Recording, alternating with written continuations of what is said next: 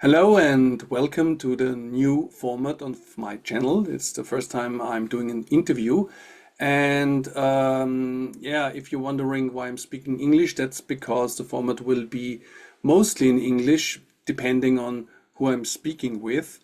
Sometimes it might be that I'm going to interview somebody from the German-speaking area. Then, of course, we will switch to German. In this case, we also could have performed the whole thing in French, but my French is very rusty and I don't dare to do it. And also, I think most of the audience, or probably more of the audience, will be able to follow the interview in English than in French. My guest is a very interesting person in the UAP field in Europe, and that's why I picked him for my first interview format, because I'd like to, well, highlight the activities of the UAP scene in Europe and maybe connect us more together, and maybe we'll find some ways to do that. So I'd like to introduce now everybody to Monsieur Baptiste Friscourt. And hello. Hello. Salut.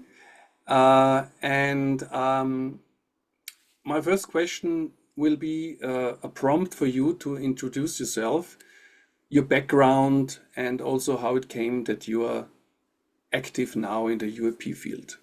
Yeah, sure. So at first I wanted to do fundamental science. I was quite interested in a field that didn't exist at the time in France. It was quantum biology, how very tiny variations between atoms could lead to large-scale infrastructure change inside a cell.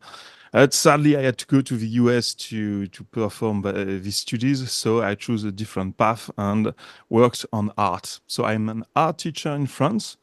And back in 2017, I updated my lessons with a quiz to my students. And the most upvoted question by the students themselves was, what were UFOs?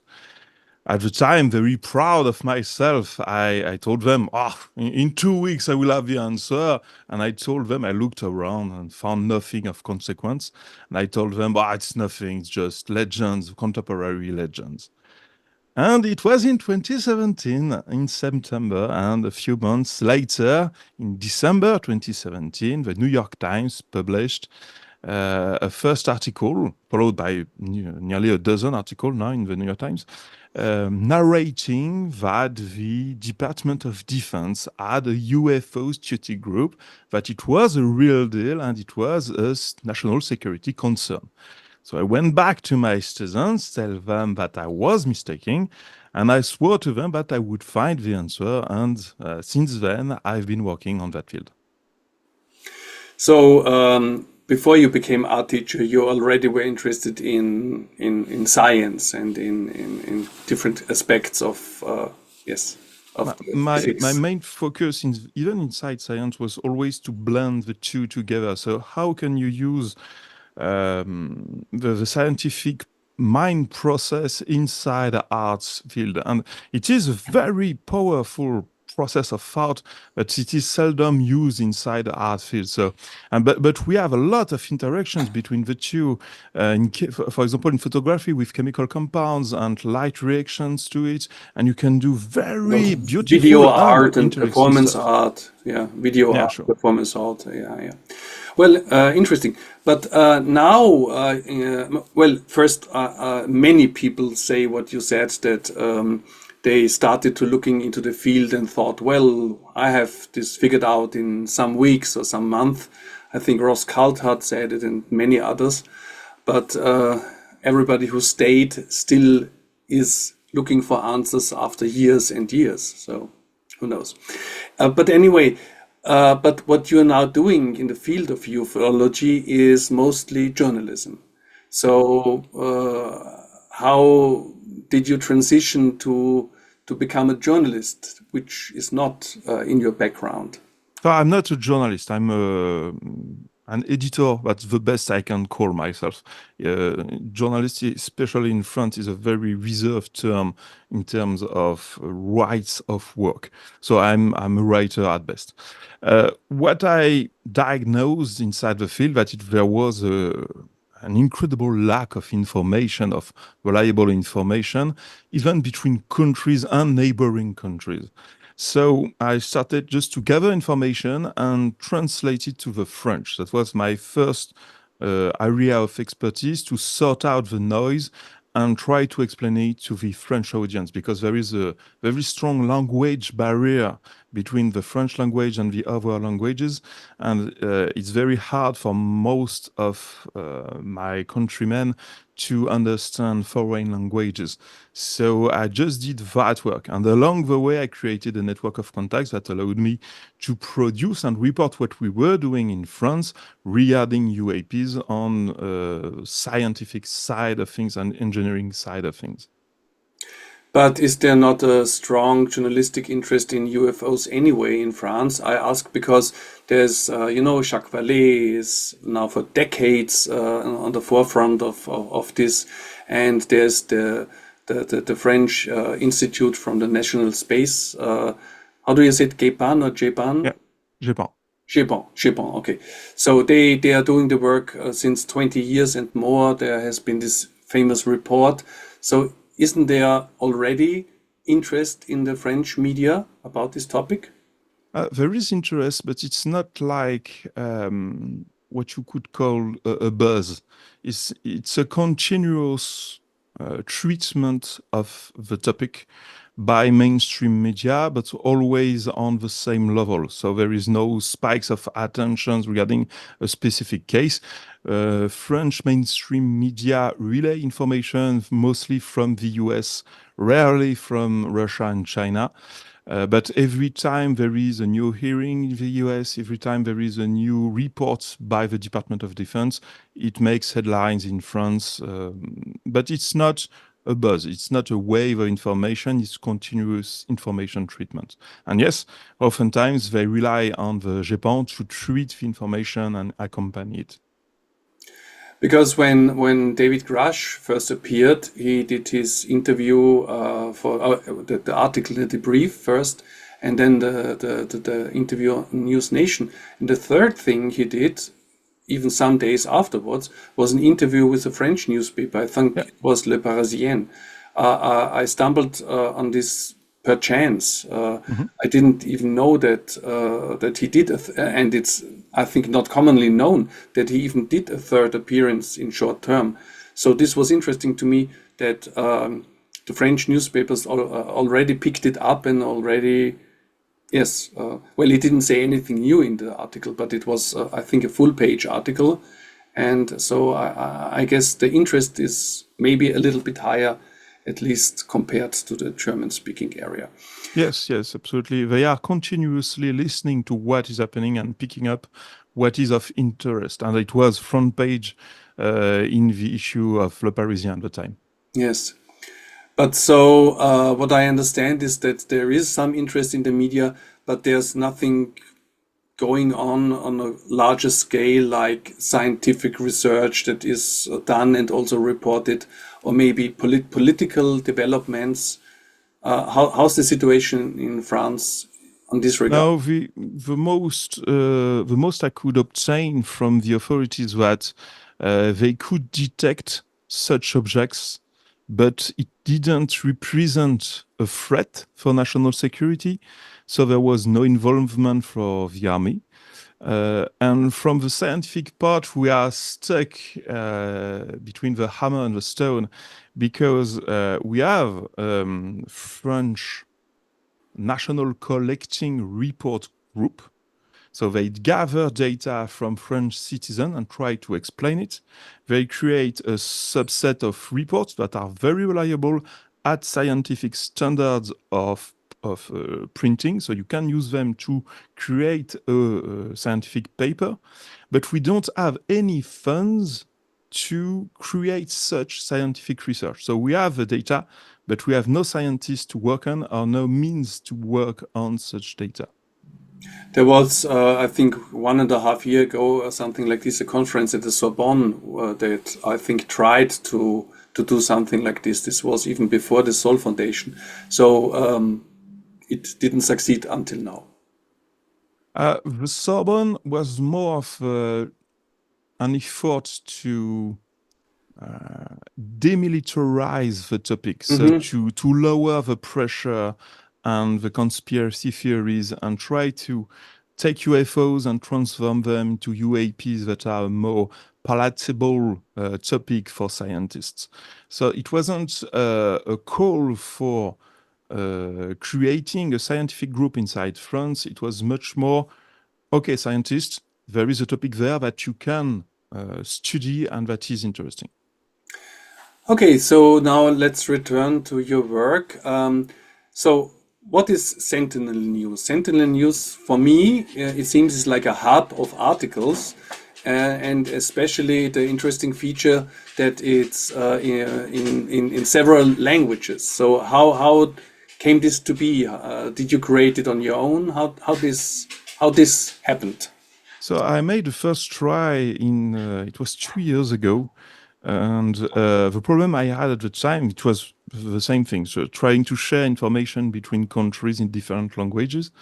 But the amount of work was just too much for one man. So in the meantime, I created a whole team, company, and organization around me to help me do that. And Sentinel News is the result of it. So we are constantly improvising along the way because we couldn't find a single example of that being done somewhere. So, but the basic idea is to have free of rights content that people can republish everywhere they want in any site, as long as it has been made by a Sentinel News writer.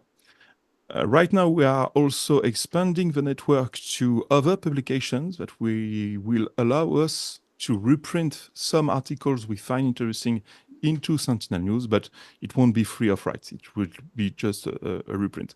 The idea is always the same, to try to share reliable information about UAP, which is still, for me, the main lack in that topic. So I think it's now in French, Italian, English, and Spanish. Am I right? Yes, absolutely. Yes. And if you want to join the team and create Sentinel News in whatever language you want across the world, you are free to come. We are an open structure, and please take contact with us. We are recruiting. So where is the hub? Where do we find it? I will put it in the description afterwards. But where's the main hub of Sentinel News? So it doesn't exist because we didn't want to have one Sentinel News, because Sentinel News is only one part of a larger project we called UAP Outreach. So Sentinel News is the newspaper of UAP Outreach. Inside UAP Outreach, we will have other projects alongside Sentinel News, trying to do the same thing, but by other means. So we will have a scientific inquiry inside UAP Outreach. We will have briefing documents and briefing rendezvous you can reserve on UAP Outreach if you want somebody to be briefed seriously on UFOs. It will be also a platform to share educational content we can't fit into Sentinel News Press per se. And the main topic is to not have a single part of Sentinel News, because it can always fail, but to have several projects. Some will fail, some will succeed. But if I remember correctly, there's something like a link tree where I can point the You people. can find all the links to the different projects. Yes, absolutely. Yes. And we are creating right now a website acting as a link to all the other projects. And there's also a video channel in French and English, if I'm... So you have 3 video channels now. So one in English, one in French, and one without languages, which is Project Sevmo. It's sky recordings by night. We will come to that. Yes. Yeah, that's a very interesting part of your activities. But coming back to UAP outreach, you were also the main person behind the effort to get the members of the European Parliament to be interested in in this topic, if I remember No, correctly. not at all. Not at all. I have just been following what is happening and giving some help when it is required. But I'm far from being Well, the. yes, but we both follow the American scene, and they very often say, "Call your senator, call your member of parliament, whatever, Oh yes. a letter, Okay. and so on." And as far as I know, this has never happened in Europe. And now, when Francisco Guerrero started his approach to include UAPs in the air traffic laws or whatever, I think it was your initiative to have people in Europe to write to their members of parliament. That's where I first came across what you did, because I offered to translate the letter in German. Yes, So absolutely. So it was when when we were aware of Francisco's initiative, we wondered how can we help him. So we rushed the creation of the UAP outreach.com website, which offered a very basic interface to promote and support European citizens wanting to reach out to their elected officials. So that's the initiative you're referring to. And it was a very small effort on your part, and I think we should have done that years ago, and I'm not sure why it didn't happen. yeah, but still, I mean, it was the first time I found something where you just have to click and find in your own country the addresses or the members of parliament Yeah. to write to. It's not so difficult if you really want to do. You just go to the European Parliament and they have it online anyway. But it was well, it started well. It made it easy. Yeah, You don't have, you absolutely, have to absolutely. look. You just got this. This link, and you could copy paste the letter. So are you going to are you planning to continue this in a petition or something sometimes maybe? It will be expanded much further. It's just that we just had the European elections, so right now for a few Yeah. months, the new elected officials in the European Parliament are just overloaded, so they are just blind to any contact you can Yes. try to do. That was one of the problem with the timing, because Francisco Guerrero ended his mandate, so he didn't want to be re-elected. And just after that, we had the elections, so we tried to support the initiative, but sadly, the timing wasn't the most fitting for the initiative. Well, from my viewers on my channel, where I promoted this initiative and some wrote to the German members of parliament, they got 1, 2 replies. I did as well in Austria, and I got, I think, 3 replies, and they were not negative, but non-committing, like yeah, we will see what we can do, or well, I'm not in this field, I'm not in the field of transportation, or something like this. But the last reaction I got was, yes, we will have a look, or at least we will keep it on our agenda. So let's see. But it's interesting that And this happened. I think it got very much attention when I did it on my channel. People were really interested to have this opportunity and saw that something is happening. yeah, and most people interested by the subject don't realize that 99% of the population isn't even aware that it is a real topic. So there is a large effort to be done just to have elected officials realize that, hey, it's not just fiction, there is a reality to that. And even a simple reply from an elected official saying, thank you for letting me know, is enough. Because before that, it was just nothing. Now he will be able to listen to information Yeah, that yeah. presents to itself. That's exactly what I'm also doing in Austria with Austrian media and so on. I just tell them hello, so there is something, and if you want more information, you can come to me, or I will tell you where to find more information. So this and you are very brave to do so, because when I started to do a very in-depth work on the subject, I started to map the culture across Europe to know which country were the most favorable to the topic. And Austria was at the one before the last place. It was a very hostile environment to talk about UFOs there.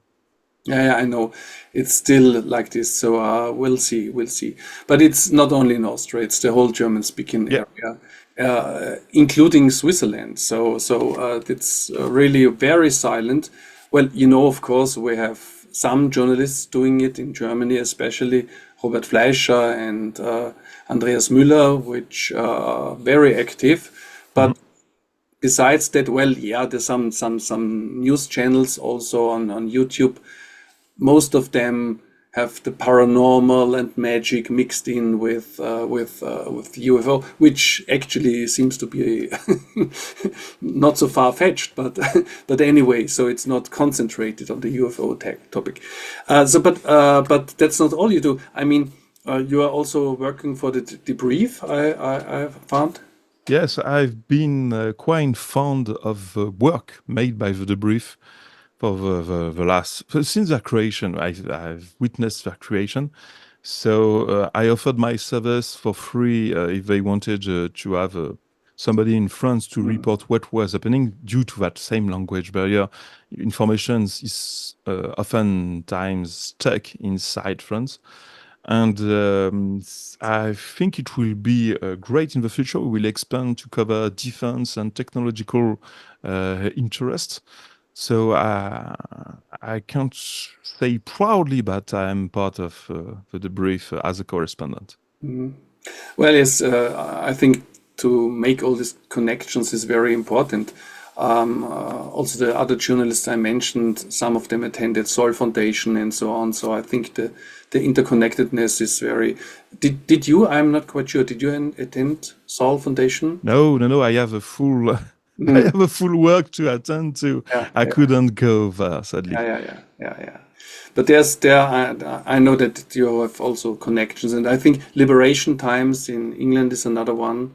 Yes, Christopher Sharp is doing an amazing work in the UK, which is also a very hostile, which has a very hostile Ministry of Defense and government to talk about UFOs, but has amazing cases and a very interesting population that is very open to the subject.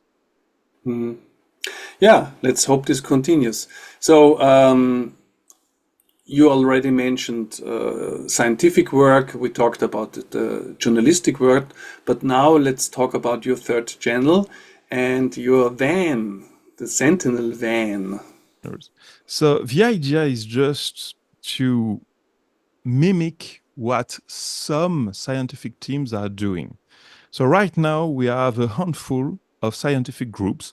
We have the FASCO project, we have the Galileo project, we have UAPX, for example. There are others, Esdalen Valley. And they all rely on the same idea, which is to capture reliable data about UAPs. The main problem they have is the cost of their instruments and the network, the coverage, the sky coverage they want to achieve. And I'm not a scientist by myself, so I don't have to rely on their methods per se. I can be inspired by them, but I know also that I have a whole literature of trials and experiments that have been made in the past 75 years that I can use, and they can't because it wasn't published inside a scientific paper. And if you look into a large enough amount of cases, you realize that the phenomenon is deeply rooted with us. There is an interaction between the phenomena. It is interested by us. So the idea is to use me as a bait in experiments I'm doing on the field in a remote area in France with very little light pollution. And we will be trying the most efficient detectors we can find. So we don't want to have a station that is 50,000 euros on one site and just monitoring his little bit of space continuously. Others are doing so, so we don't have any interest in reproducing that. What we can do is conduct investigation on the field with a mobile platform and do specific experiments using that platform to try to record a response from whatever is the origin of UAP. It's pretty much what the Skinwalker Ranch is doing with Brandon Fugel, but being able to move itself to other areas. So, very, very interesting. So you just started the Yes, we are. So we started. The very beginning of it was 2 months ago when we designed the project, and then we took a whole month just to decide which detectors we could use and how to try them. And last week we made our very first field study. So it was a bit of a challenge because it's recording, so it's both the tries of the camera and the monitoring of the sky. So you have both inside the same area. The idea is to have a complete platform and protocols made for January 2025, but we are starting now to gather information from the field. And at the very end of the 3 hours and a half of filming we did, we had our first UAP candidate we still can't explain today. Well, congratulations. But you said you were using yourself as a bait.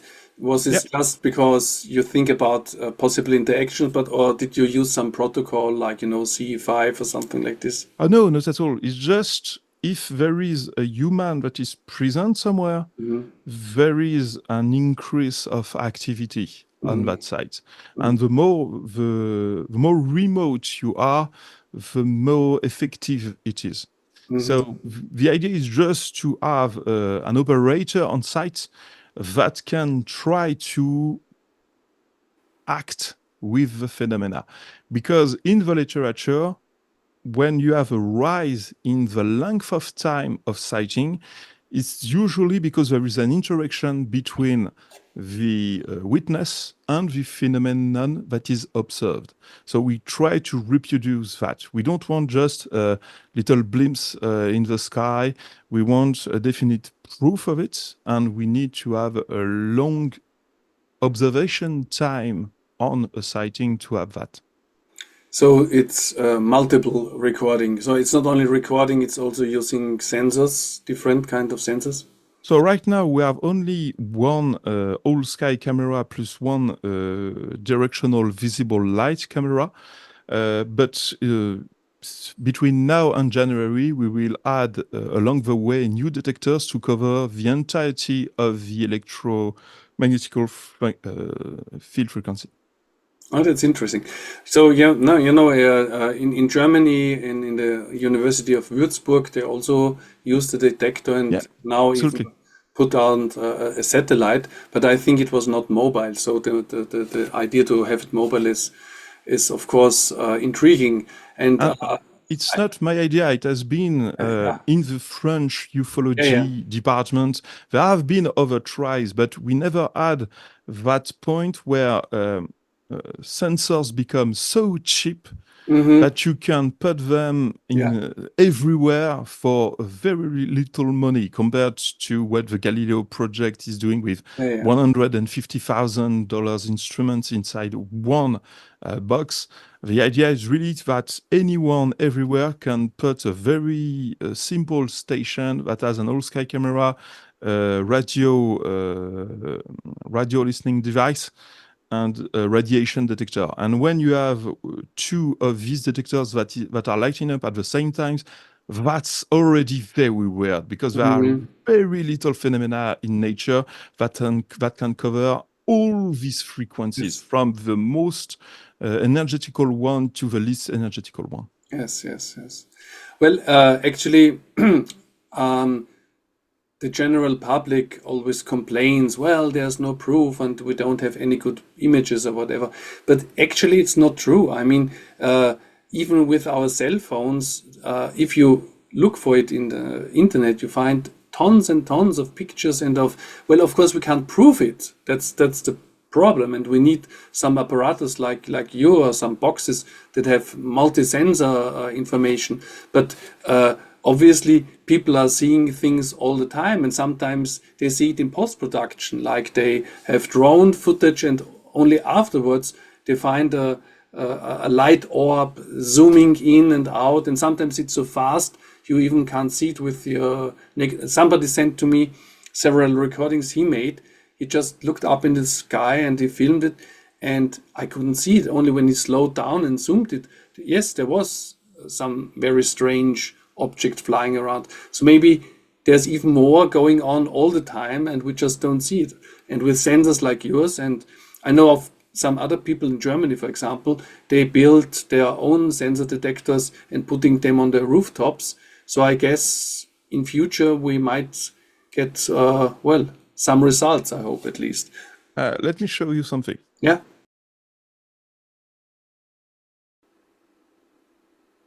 So there is a reason to explain why we have so little clear pictures of UFOs today. And everybody that has worked in photography will know what I'm talking about. Right now, inside our cell phones, we have detectors that are the size, so it's inside the lens. Yeah. It's the size of, I don't know, a big dust. A tiny, tiny surface is able to pick up light. And we are using supercomputers inside the cell phone to then sort out the information and try to recreate the picture. When you do that on an object that is speeding and emitting itself its light, it creates a nightmare for the processor to understand what it's looking at. If you go back in time, at the very end of film photography, we had amazing photography apparatus. So that one costs a few $100 with the objective that is twice the price of the box, but it's usual. The main interest is that you have a very large aperture here. Compare that to the little dots you have on your cell phone. So you can capture much more light. You can also have high sensitivity film that are specifically designed to recover information in low light environments. And you have a high speed in your camera because it is emitting light. So you have the light of the object. Your phone can't understand that, and it doesn't have the physics to be able to capture it. So that's why when we have the arrival of the smartphone and disappearance of the film camera, we have a shutdown of reliable information in photographs for UFOs because we didn't have the apparatus. Which is very interesting is that even inside the Japan report, we can see that back in the day, in the 50s, 60s, 70s, French military police had to have film camera to take pictures during investigation. And in some investigation, it was investigation of a close encounters, and they took pictures of the craft using film camera. So we know it can be done. And there is no question of blurring. So another problem with digital cameras is that it is a computer. If you put a computer inside a microwave, it doesn't like it at all.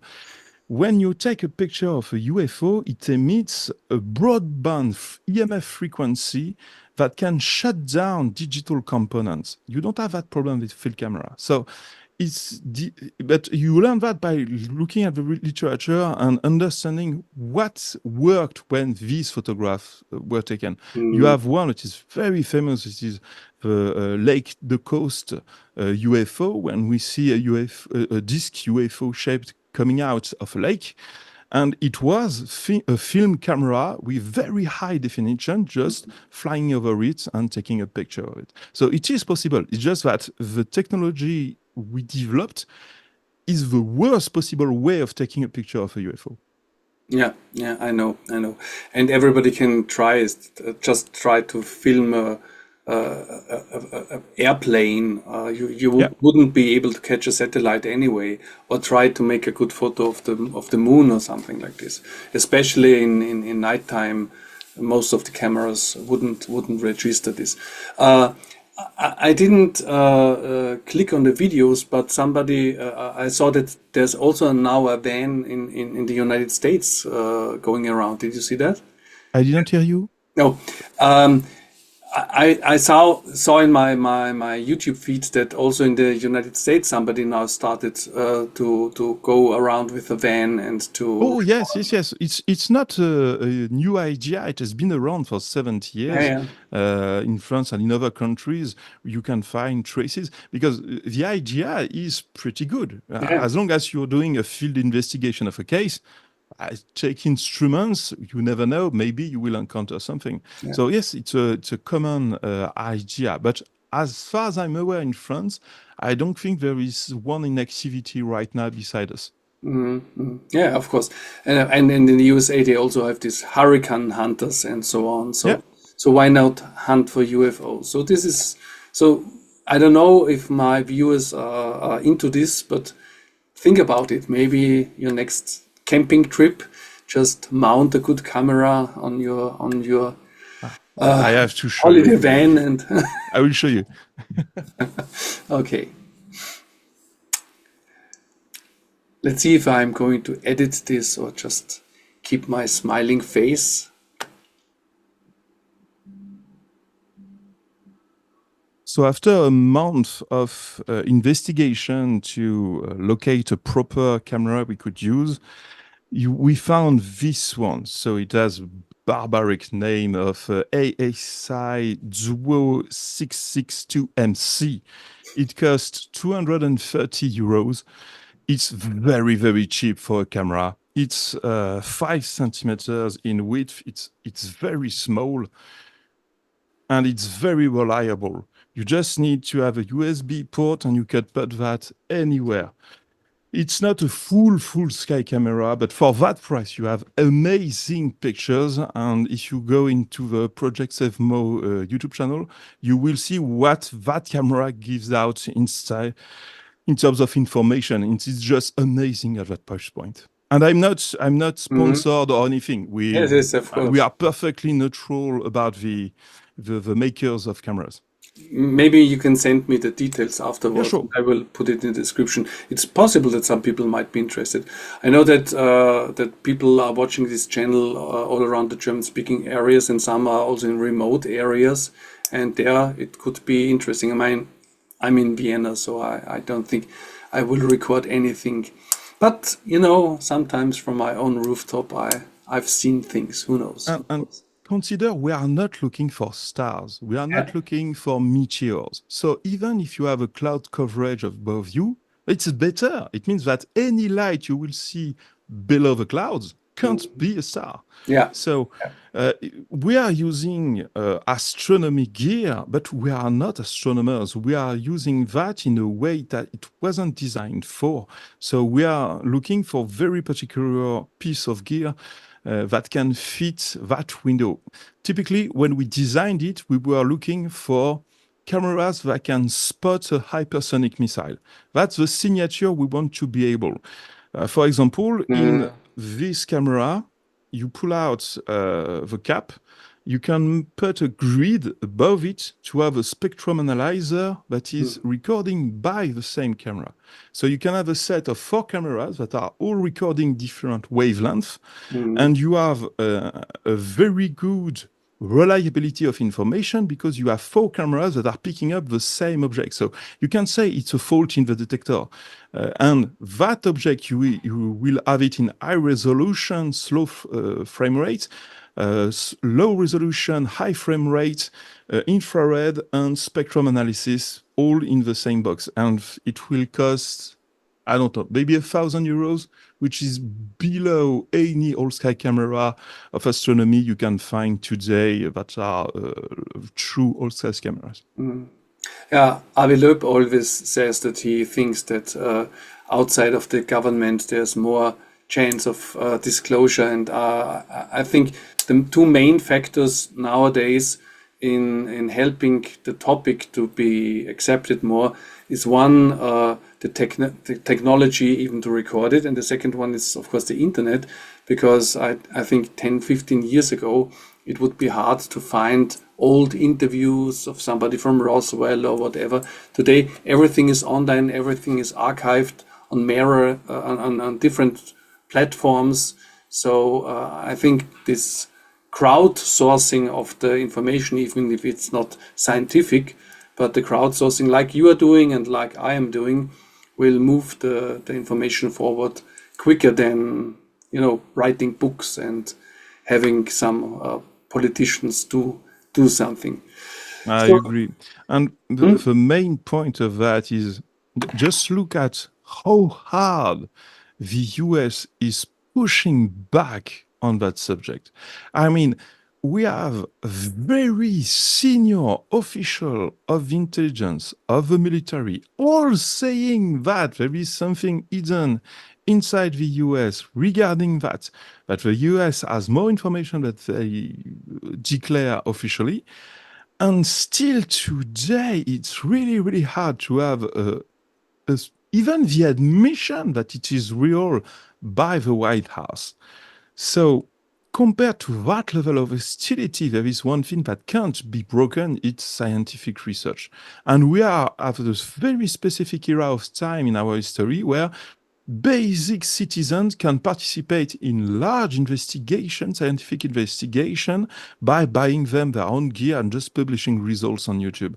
So I think it's an amazing time to look for UFOs today. And don't wait for the army of any government to give you the answer. You can find the answer yourself.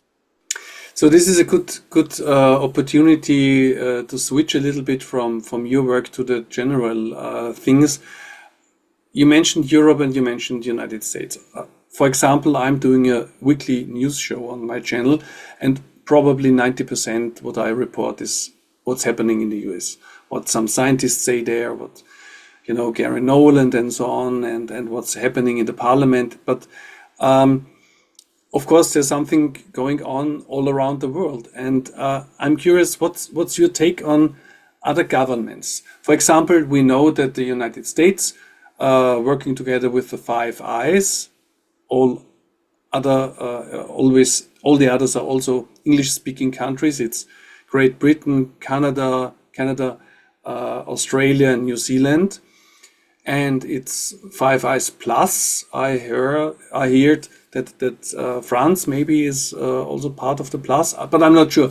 But anyway, so let's say those countries, those Five Eyes country, somehow work together and somehow know more.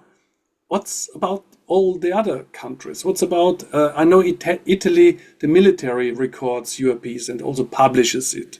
I know that in Spain, since decades, the military is interested and also had different kinds of observations and also published findings. What's your feeling, if you don't know? What's your feeling about the status of the UAP topic in the governments of Europe? I interviewed confidentially and publicly several senior intelligence officials, and they all agree that every major country on Earth has a small team that is working on the subject, just to not be surprised if something very big happens on the ground.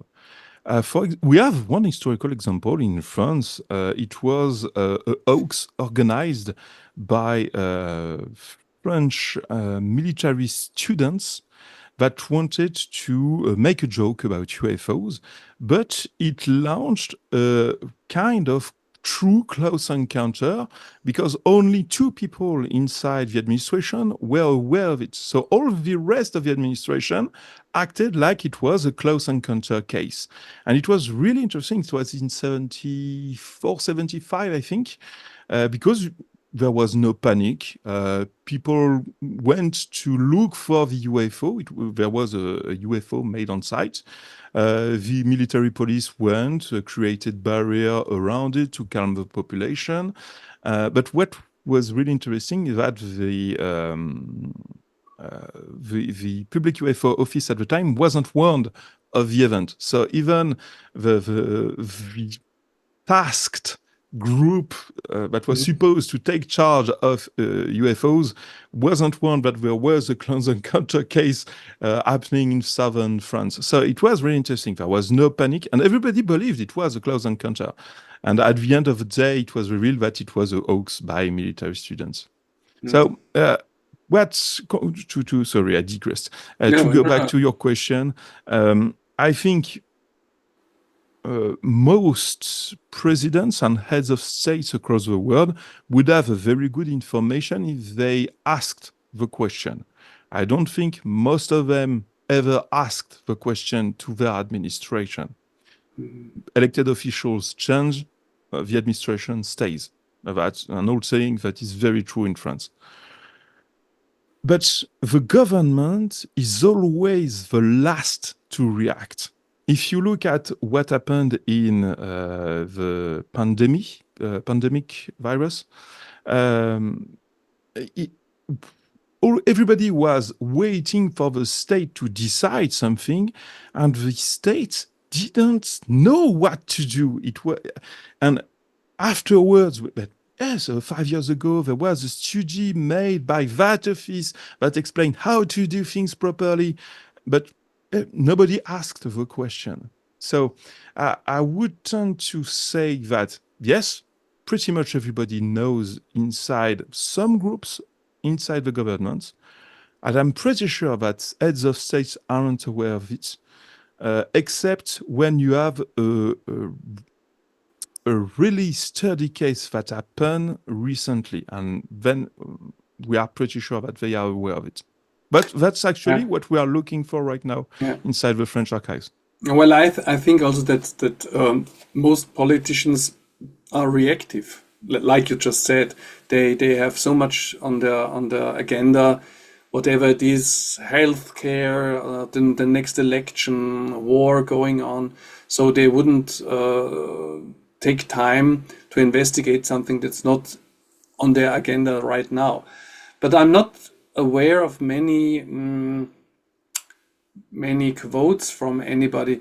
I mean, two people in Canada Parliament said something we know from Israel, and I know there's this one quote from Margaret Thatcher about the Rendlesham forest, and she was asked and she answered, nobody may ever know, or something like this. So are you aware of any other high-ranking official in Europe who ever said anything about UAPs? So we have the advantage in France to have, for example, our Ministry of Defense, Robert Gallet, that declared that, yes, we are encountering UFOs. We don't know what it is. Our fighter pilots are trying to chase them, but they can't reach them.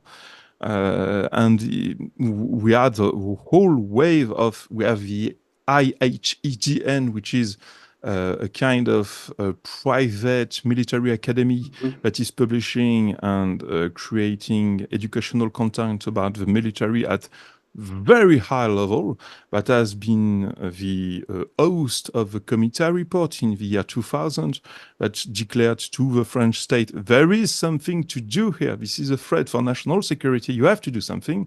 But in front of it, the state couldn't say anything, so they didn't respond.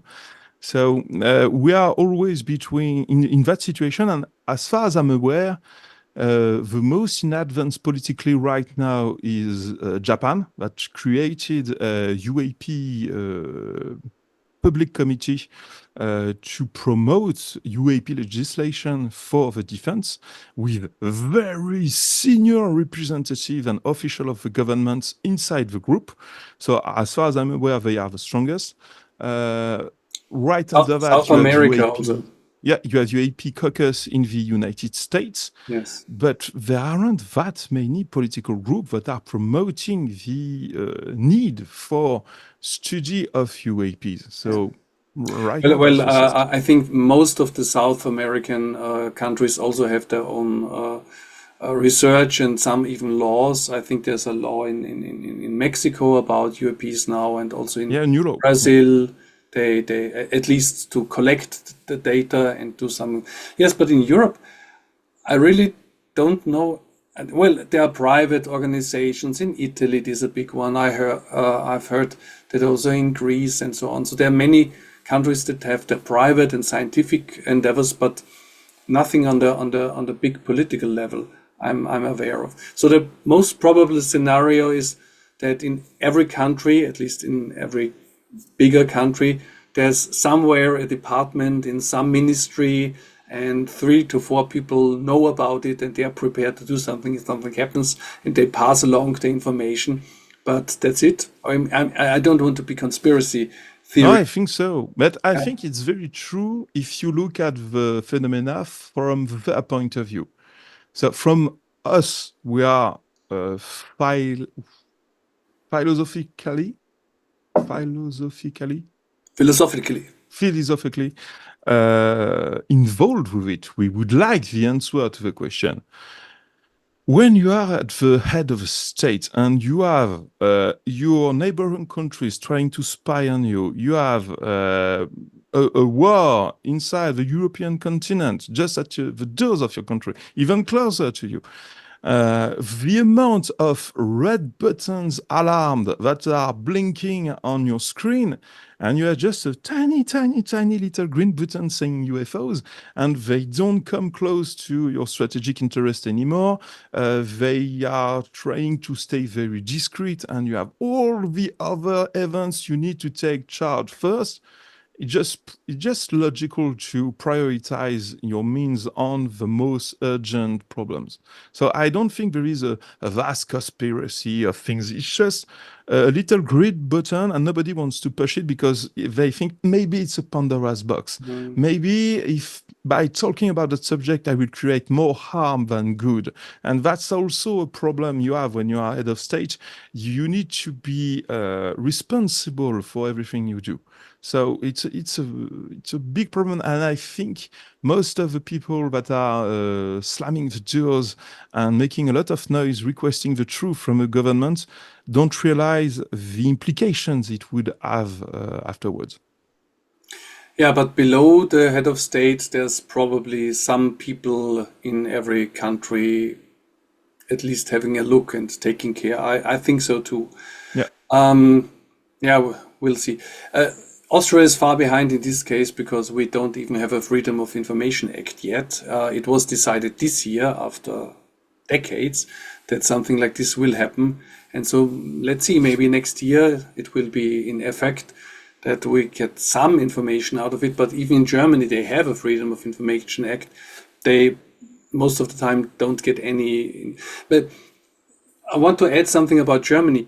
It's so interesting that one of the biggest countries in Europe and one of the most rich and they have all the resources, that especially them are such a huge black hole of nothing about the UAP things. And I'm my theory is that maybe there is something going on, but because they are so close allied to the United States, that it's maybe happening around the bases of the United States, and the normal politicians and the normal military is not involved or has to report to the Americans even so many years after the war. Have you read the books by Andreas Müller on the history of Deutschland and UFOs? Yeah. So I found them really interesting regarding the topic we are talking about, because before the end of the Second World War, it was a very centric, power-aligned country with a very hierarchical power.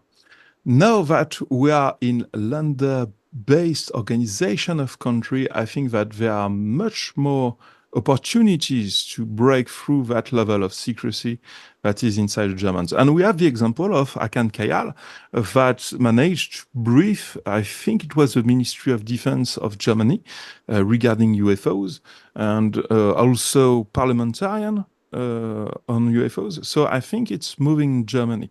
But it's also an old country like France. It's meaning we are not like the United States, or even Japan in that way. We don't, we are not loud about things. So it was very funny because it was when I interviewed the director of GEPAN, so the French public UFO study, and the way he talked about things, it was really funny because the undertone of it is that we are doing things, but we only talk about what we achieve when it suits us. And I found it was so revealing to me because, same as you, I listen to everything happening in the United States. So my culture is slowly shifting to the US. But and to have that reminded of me and the memory of the history of intelligence inside France, that's very, very true. We only talk about things when it suits us and when it helps us. As long as it's not a benefit, we don't talk about it. And whatever the topic may be, it's not specific to UFOs. It's just a global information management system.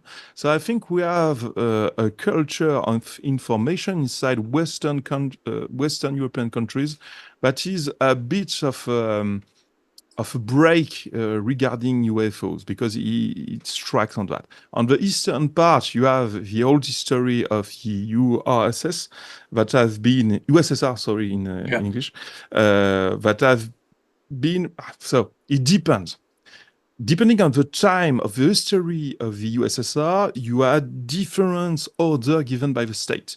For a very small slice of time, I think it was in the 80s, there was a broadcast made by the public Soviet television, 70s, public state television saying, if you see a UFO, report it to the army.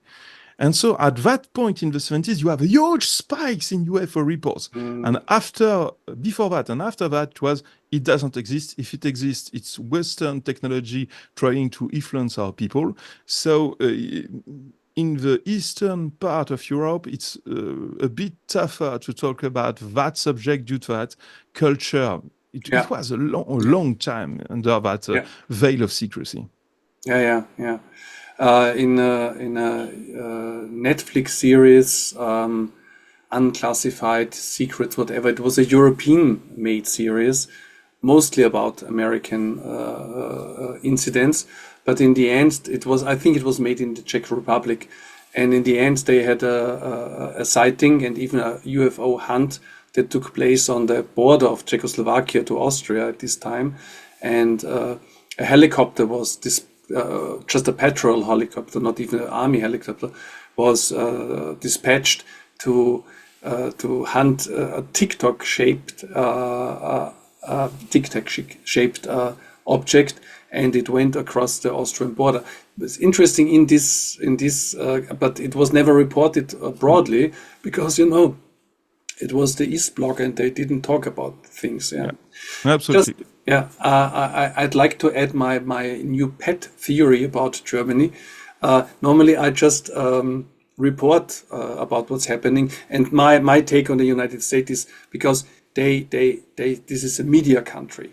The media is big, media is everything. So everybody tries to have attention with their channels and their podcasts and so on. So it's no wonder that the focus is so much on the United States. Also, they have a lot of stuff going on there, but it's also the other, like you said, that in France people don't tend to talk too loudly about it. In United States, they want to talk about it. So I think that's one of the reasons the focus is so much on the United States. But what I wanted to say is there's a new documentary coming out about the Rendlesham Forest incident. It was announced for June, but now it's, I think, September or something like this. And in the trailer, they showed something was reenacted, but they showed that there were actually video cameras filming the incident, which I never heard before. And in the trailer, they showed that a fighter jet from Germany came to Rendlesham Forest, took the video camera and took it back. That's in the trailer. That's very interesting. Yeah. Germany is the hub of the US intelligence. So that's what I think. So maybe Germany is a black hole of information about UAP on purpose, because the US is doing their own UFO stuff inside Germany, and this black wall clouds what they are really doing. So maybe the UFO hub of the American military is in Germany. It's possible. No, that's a very good point. People underestimate the relationship between the Deutschland and the US, because people need to realize and look back at the history of Western and Eastern Germany, understand that for decades it was embedded inside the power of the United States, and still today you have very large US bases inside Germany and intelligence collection bases. There was a scandal, I think it was 10 years ago, something like that, where we discovered that most of the heads of European Western countries were spied on by the US using German military installations. That was quite incredible to learn. It was under Obama, I think, I remember. There was also the story that the United States tapped the phone of Angela Merkel, for example. Okay, anyway, so this is theory, but maybe we will find out that's a good idea. That's a good idea. Let's see. Okay, so I think we're going to wrap it up slowly. There's just 2 or 3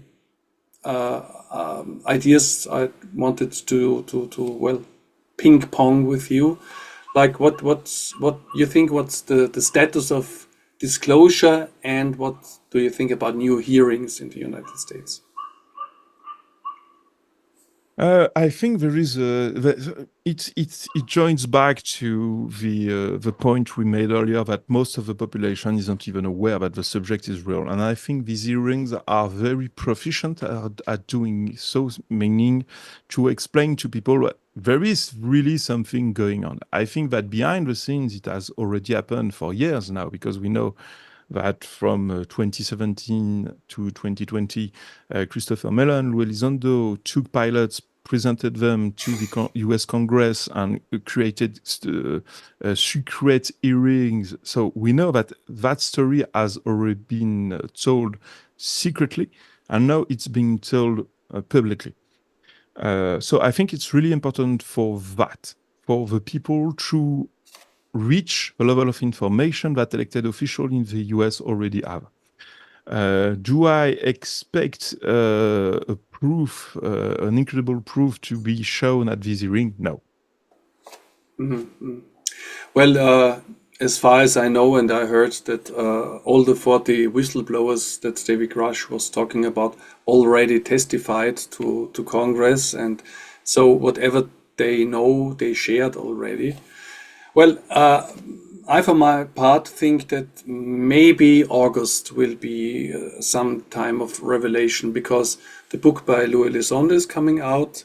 The new movie by Jamie Foxx about the program is coming out, and my suspicion is that also David Grush, who always said he's going to publish an op-ed, kept it back to include it in this information bliss if it's happening, and also other major players like Ross Coulthard and Jeremy Corbell and George Knapp are very silent right now. So my feeling is they might prepare something, but on the other hand, that's still only reaching a certain amount of public. I think a hearing, be it in front of Congress or Senate, would move something, especially if you have first-hand witnesses. But I agree. You know as much as I do,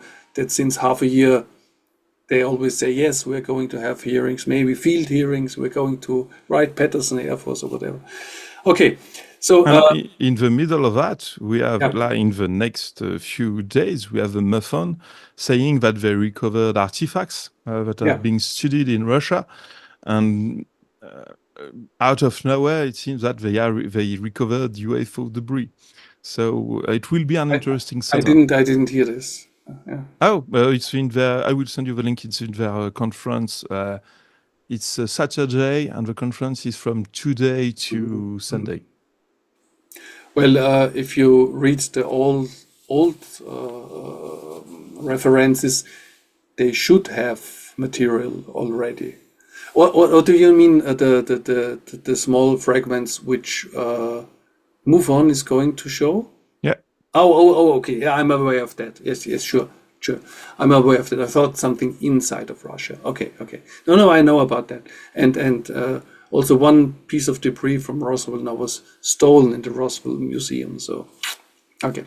On the black market, if you say that you have a UFO debris, I think you can have quite a lot of money for it. Okay. So my last question is, there are two things that are mostly happening to anybody who enters the field. The first is everybody believes there's nothing much there. And when they start to look, it gets more and more and deeper and international and historical. And, that's what also happened to you. And the second thing that happens to most of us who are into this field is that we slowly shift our beliefs and our observations from the nuts and bolts to the woo, to the high strangeness. The first time I heard about this was a quote by Jacques Vallée, who said he would be very, very, I'm looking for the word, he wouldn't be glad if it's only UFOs from outer space. So this is a shift I had to do in the last 1 or 2 years, because everybody seems to be doing it. What's your story about this? You have a scientific background, you're now hunting UFOs with your own camera. I'm not buying it, because I have another quote from Arthur C. Clarke, which is, every technology at a specific level will look like magic. And that's, I think it's, Becky, it's an help for people that aren't very strongly scientifically minded in terms of culture to know the epistemological history of science, and to realize that the state of our current understanding of the universe is, of course, flawed. We are only scraping the surface of the knowledge that exists. So to consider that something is magic just because it is outside the current laws we think we understand is vastly underestimating the complexity of the universe. So I never even heard of something I couldn't explain by a very advanced technology. Just think about holograms shown to a caveman. So that's the same level of complexity we are facing with UFOs. For a caveman, it's a god. I mean, it's made of light, it's shining, it speaks loudly. I can't touch it, it's made of light. It's a god. But for us, no, it's a projector. Look, it's a projector is here, it reflects there. So, So I think we are facing that, and I think it's voluntary, presented as such by the origin of UAP. Maybe because it's easier for our brain to believe in something supernatural or paranormal than to try to understand it physically and to break our frame of reference of the universe. And for myself, and it's only my opinion, I think you really need to dig through everything that science has theorized before reaching out to something spiritual. Because in terms of theory, right now, physicists have been very, very far. You've never heard of some theory of some mathematical concepts that have been created in the last 40 years. But I mean, on just a conceptual level to have that picture in your mind is very, very complex. And to explain it by metaphors is even more complex because you need to have a perfect understanding of the concept first. So I would be very, very cautious about reaching out to something spiritual before exhausting completely the resources we have in science. But on the other hand, it doesn't have to be that what we witness around UFOs is spiritual. But on the other hand, what other people and generations have witnessed as spiritual could have been UFOs. So this is... Yeah, absolutely. Absolutely. Yeah, so we just don't know. Okay, great. This was a great interview, very interesting. I hope that many people will find your website, and maybe we find some journalists or people who are good in translation, and we can open a German version of Sentinel News. I could offer a little bit help, but I couldn't translate or help publish all the articles you have online.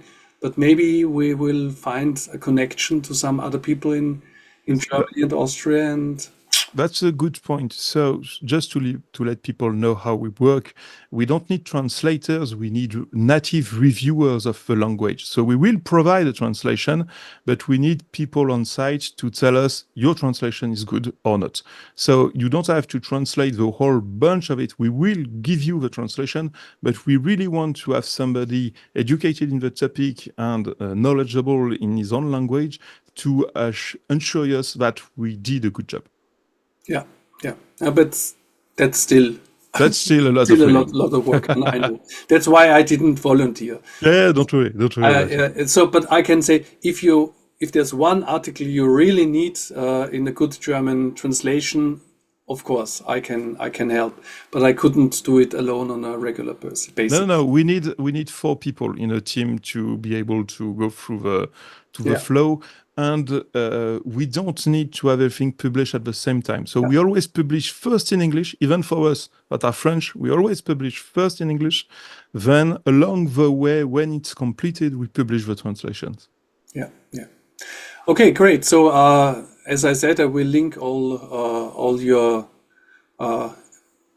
work and all the things you're doing in the description, the van and the Sentinel News and so on. So is there anything you would like to say in conclusion? Or? No, thank you very much, Harold, for that very fine discussion. It was a real pleasure for me. And I really, really hope everybody that has ear bleeding right now due to my accent to forgive me, please. I think the automatic translation of Google or the automatic transcript would be a little bit overwhelmed. But I think if you start to hear the way you talk after a while, it's perfectly understandable. Thank you very much, and all the best of France. I hope it's not too hot around your place. I'm cheating. I'm inside a castle with 1 meter thick walls, so it's like 15 degrees here. Okay, I have about the double. So good luck to you, sir. Okay, thank you. Okay, bye bye. Salut. Goodbye. À bientôt. Au revoir.